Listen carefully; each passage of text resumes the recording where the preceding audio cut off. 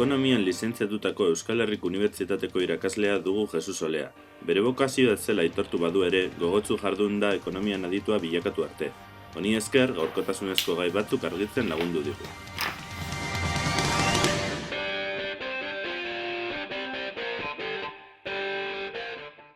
Nik ez nuke esango kapitalismoa bere momenturik gorenean dagoela.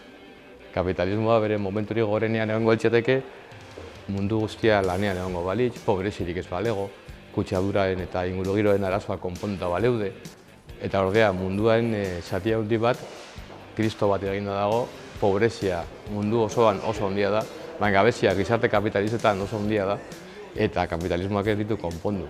Gaur egun dauden arazo nagusiak. Are gehiago, krisia jota dago. Neoliberalismoa gerra irabazen ari da. Baina horrek ez du esan nahi kapitalismoa ondo doanik.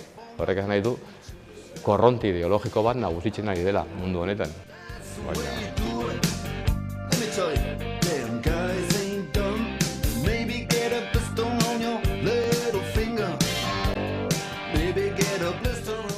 Energiaren arazoa larria da. Energiaren arazoak dauzka alde asko, eta haietako bat da kontsumoa.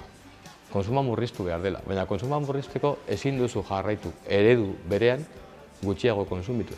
Egin behar duzuna da eredu aldatu. Eta eredu aldatzea da, hain zuzen, kotxe gutxiago erabiltzea. Automobilismoaren sektorea jo behar da, jendeak kotxe gutxiago erabili behar du, garraio publikoa gehiago erabili behar da, eta oro har, konsumismo honek ekartzen du energiaren konsumoa, eta konsumismoa da murriztu behar dena. Ez, azkenean, kotxe gehiago saldu jendea apur bat motelago joateko, horrek ez du energiaren arazoa konponduko. Orduan, Espainiako neurria ondo dago, litro batzuk aurreztuko dira, baina horrek ez du konponduko arazoa.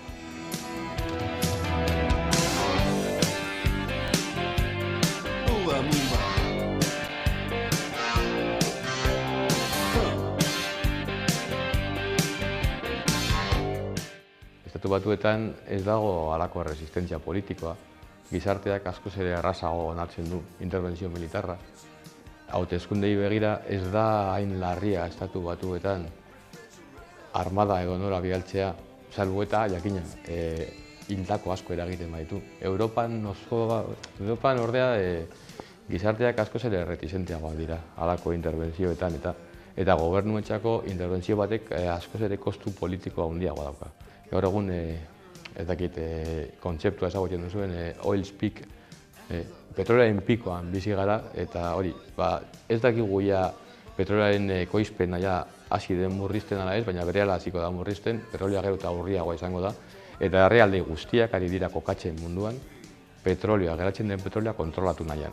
Eta hori guztiek egin dute. Estatu Batuak, lehena, jakina, indartsuenak direlako, baina gainontzekoak ere saiatuko dira. Hor kokatzen, petrolioa dagoen lurraldeetan, haien ejertzituak eta haien indarrak ipintzen petrolio hori kontrolatzeko. Europako Batasuna barne.